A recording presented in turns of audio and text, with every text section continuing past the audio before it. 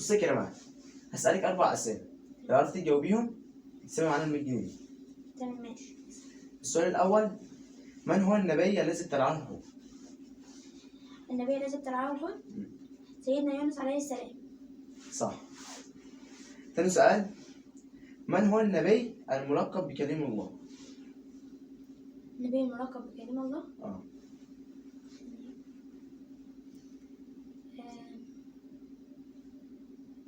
لا مش عارفة السؤال ده. خلاص يا جماعة، اللي يعرفوا يكتبوا لنا في الكومنتات. تالت سؤال، ما اسم مرضعة الرسول؟ صح. حليمة؟ صح، حليمة السعدية. رابع سؤال، من هو أول من أسلم من الرجال؟ من أسلم من الرجال؟ لا.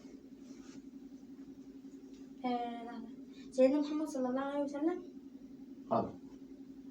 مش عارفة. خلاص يا جماعة، اللي يعرفوا يكتبوا لنا في الكومنتات. أنا برضه هسألك 4 أسئلة، ال4 أسئلة عليهم 100 جنيه. ماشي. في أي مدينة ولد النبي محمد صلى الله عليه وسلم؟ في أي مدينة ولد النبي محمد عليه الصلاة والسلام؟ استنى. مكة.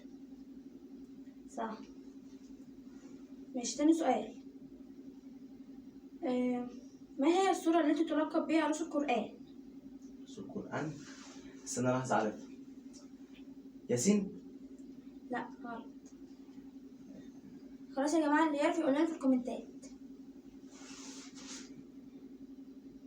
في أي شهر نزل القرآن الكريم؟ في أي شهر نزل القرآن الكريم؟ مش عارف السؤال ده. خلاص يا جماعة، اللي يعرف يقول لنا في الكومنتات. آخر سؤال، ما هو اليوم الذي خلق فيه آدم عليه السلام؟